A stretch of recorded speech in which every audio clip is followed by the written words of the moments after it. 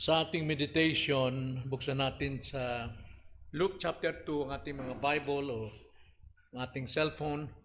Luke chapter 2 verses 25 to 35. Luke chapter 2 verse 25 to 35, ganito ang sinasabi. Noon ay may isang lalaki sa Jerusalem na ang pangalan ay Simeon. Ang lalaking ito'y matuwid at masipag sa kabanalan na naghihintay sa kaaliwan ng Israel at nasa kanya ang Espiritu Santo. Ipinahayag sa kanya ng Espiritu Santo na hindi niya makikita ang kamatayan hanggang sa makita muna niya ang Kristo ng Panginoon. Sa patnubay ng Espiritu ay pumasok siya sa templo. Nang ipasok niya ng mga magulang sa templo ang sanggol na si Jesus upang gawin sa kanya ang naaayon sa kaugalian sa ilalim ng kautusan, inilagay niya ang sanggol sa kanyang mga bisig. Pinuri ang Diyos at sinabi, Panginoon, ngayon ay hayaan mong ang iyong alipin ay pumanaw na may kapayapaan ayon sa iyong salita, sapagkat nakita ng aking mga mata ang iyong pagliligtas na iyong inihanda sa harapan ng lahat ng mga tao. Isang ilaw upang magpahayag sa mga hintil at para sa kaluwalhatian ng iyong bayang Israel. Ang ama at ina ng bata ay namangha sa mga bagay na sinasabi tungkol sa kanya.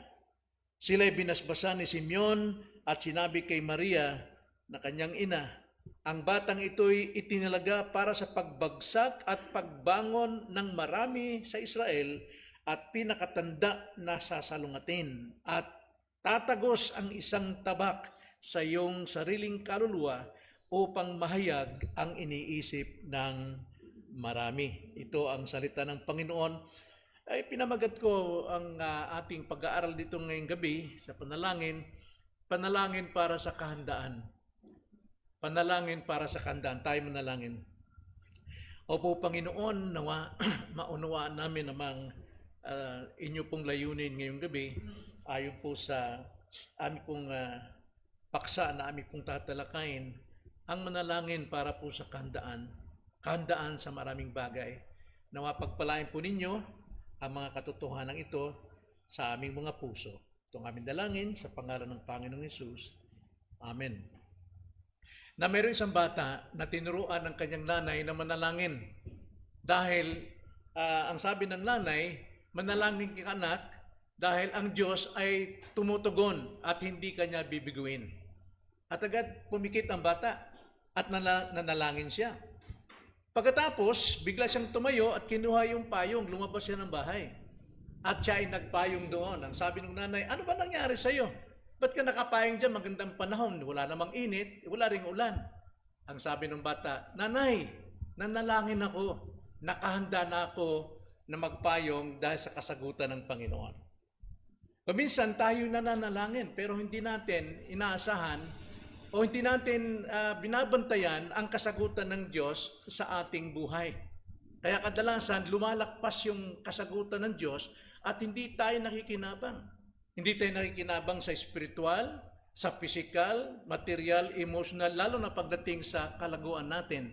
Dahil ang kasagutan ng ating prayer, kadalasan ito para sa ating kalaguan. Ganito ang kalagayan ni Simeon. Si Simeon, ang tawag sa kanyang pangalan ay God has answered. Ang Diyos ay tumugon. Kaya itong si Simeon, wala siyang talagang ginagawa sa kanyang buhay kundi ang manalangin sa Panginoon sapagkat nakatatak sa kanyang pangalan na ang Diyos ay tumutugon. At ang buong bayang Israel dito ay naghihintay sa Mesiyas na darating. At inaasahan nila na magkakaroon ng liwanag ang bansang Israel para sa kaligtasan at pagharian sila at pangunahan sa kanilang mga buhay. At isa rito si Simeon na nanalangin sa pagdating ng Mesiyas. At ang sabi, ang banal ng Espiritu ay lumukob kay Simeon. Bihira mangyari yun, sapagkat sa lumang tipan, ang banal na Espiritu lumulukob nga sa mga mananampalataya pero umaalis. Pero mapansin natin dito na lumukob ang banal na espiritu kay Simeon pero nanatili sa kanya. Bakit po? Ito na yung panahon ng biyaya. Dahil ito sila Simeon, tulad nila Pedro, nag-expect sila pagdating ng first coming of Jesus Christ, sila po ay mayroon ng pananampalataya. At alam natin, sila po ay naligtas sa pamagitan ng pananampalatayang ito.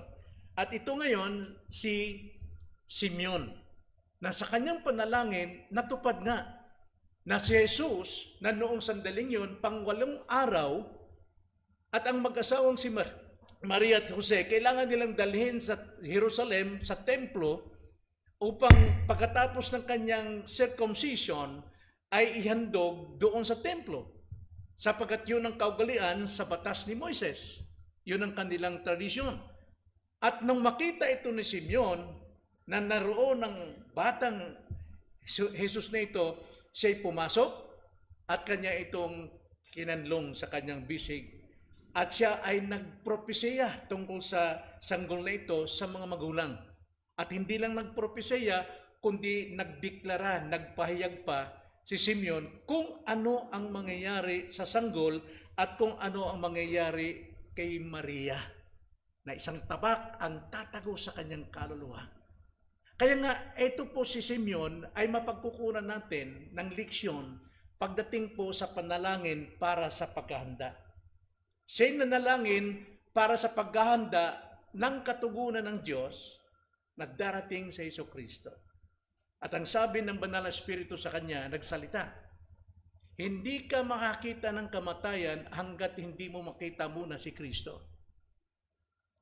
Yun po. Now, ang pangalang Simeon, ang sabi niya sa ating teksto,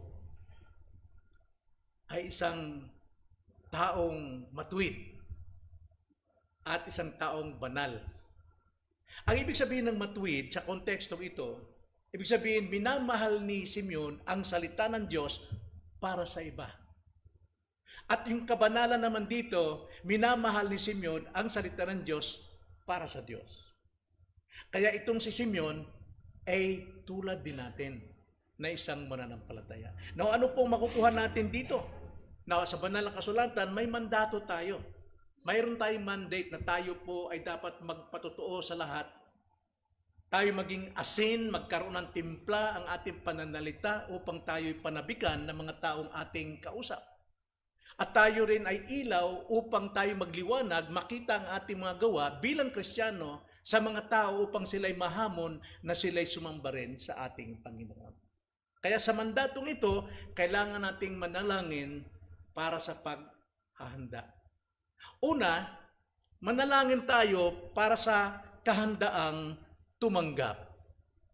Tumanggap ng kasagutan ng Panginoon.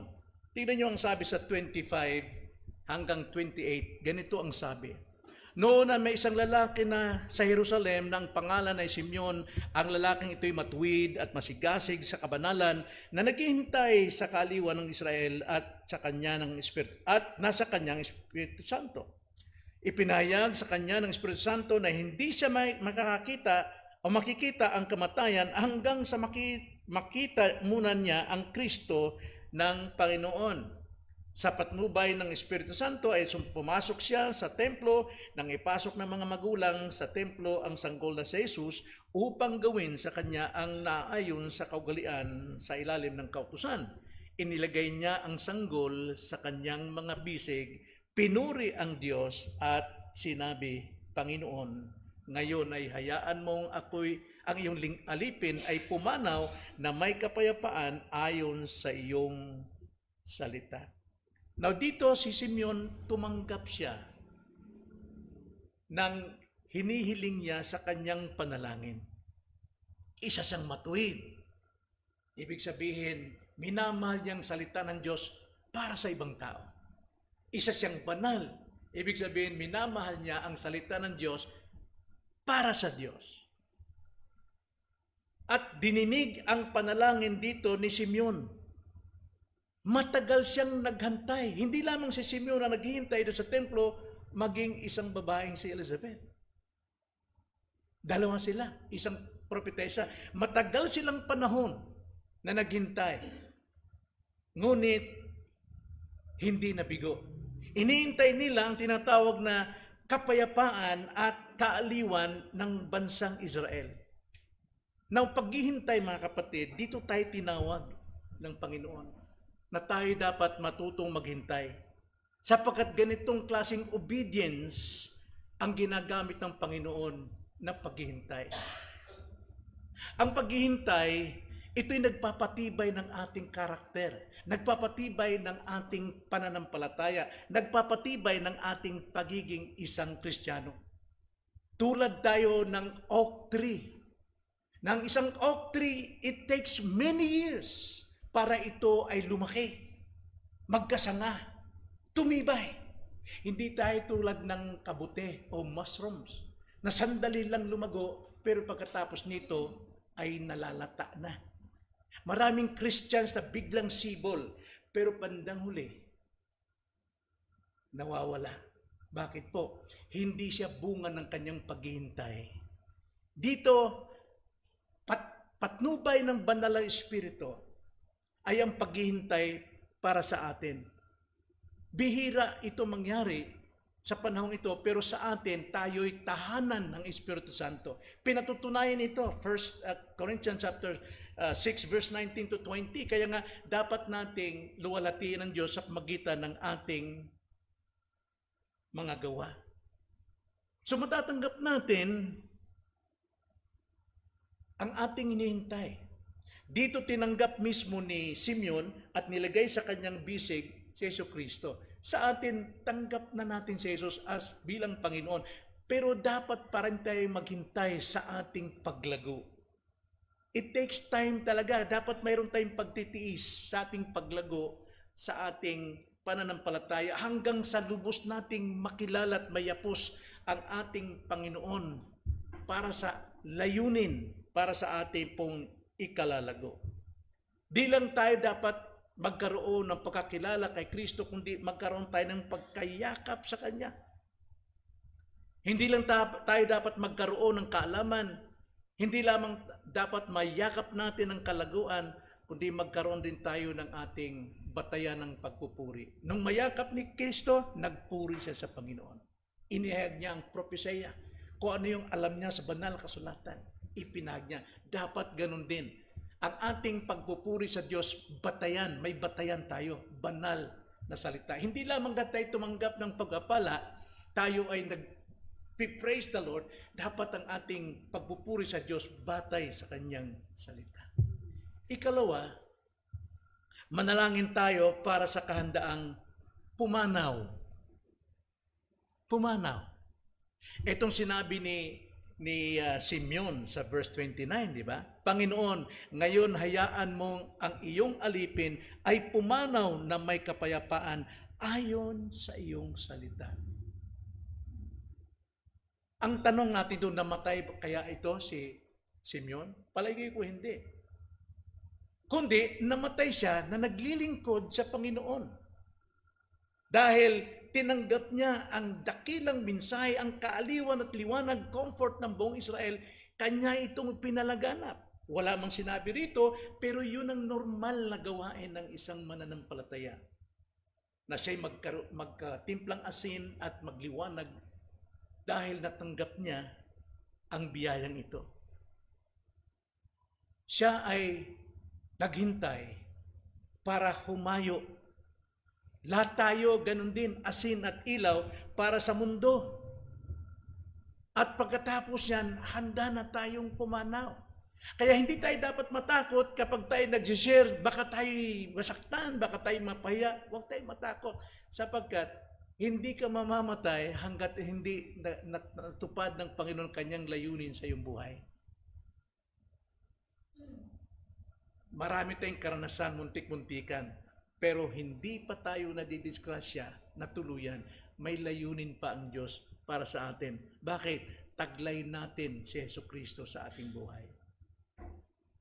Kaya, etong si Simeon, nakahanda siya dahil mayroong dahilan. Nakita ng kanyang mga mata, nayakap ng kanyang mga braso. Naranasan niyang Panginoon na ito'y kanyang ipinatutuo. Ano pa ang nararapat niyang gawin. Pagkatapos nun, siya po ay may kagalakan ng pumanaw sa mundong ito. Pero alam natin na bago siya pumanaw, pangatlo, na manalangin tayo para sa kahandaang magsalita. Itong si Simeon, bagamat handa na siyang mamatay, pero siya po ay handang magsalita.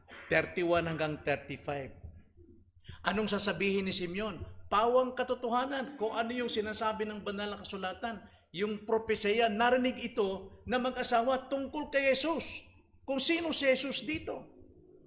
Na siya ang magpapabagsak ng maraming tao at magpapabangon sapagkat marami pong sasalungat sa kanya. Maraming babagsak pero maraming maliligtas. Yan ang sinasabi riyan sa ating teksto. Hindi lamang siya na handang magpatunay sa kanyang salita, handa rin siyang magpatotoo sa mga tao. At yan makikita natin mismo sa mga magulang ni Jesus. Maging parents na mangha sa kanyang mga sinasabi tungkol kay Jesus at ibinahagi niya ang totoong mensahe. Ano pong totoong mensahe? Verse 34 to 35. Sila'y binasbasa ni Simeon at sinabi kay Maria na kanyang ina, ang batang ito ay itinalaga para sa pagbagsak at pagbangon ng marami sa Israel at pinakatanda na sasalungatin at tatagos ang isang tabak sa iyong sariling kaluluwa upang mahayag ang iniisip ng marami. Walang sugarcoat ang pangangaral dito ni Simeon kay Maria. Ang sabi ni Simeon, si Jesus ang magpababagsak ng mga sumasalungat at magliligtas sa mga sasampalataya. Ngunit yung pagdurusa ni Jesus Christ ay tabak sa iyong kaluluwa. Ibig sabihin, daranas ka ng matinding kapigatian dahil sa iyong anak na si Jesus Kristo. At alam natin, nangyari talaga yon. Nangyari talaga yon. Kanya nga, itong si Simeon, sa kanyang panalangin, nanalangin siya para sa kandaan. Ng ano? Para tumanggap. Nanalangin siya para sa kandaan, para paano? Pumanaw. Handa na siya. At siya po ay nanalangin para sa kandaan, para magsalita ng katotohanan. Kaya, kung tayo'y manalangin upang maglingkod sa Diyos, ihanda ang ating mga sarili kung ano ang nakahanda na ibibigay ng Panginoon sa atin. Dapat tayong handang tumanggap, dapat tayong handang pumanaw, at dapat handa tayong magsalita. Tayo manalangin. Panginoon, maraming salamat po sa gabing ito, sa magitan po ng aming pulong panalangin. Muli po kayo nagsalita sa kandaan namin sa magitan ng aming panalangin. Na huwag namin pong kalimutan sa aming pong panalangin, tandaan namin ang iyo pong isasagot at handa kami na ito'y tanggapin at aming yakapin upang kami po'y tumibay at lumago, matutong handang pumanaw at magsalita alang-alang sa iyong kaharian. Ito aming dalangin sa pangalan ng Panginoong Hesus. Amen.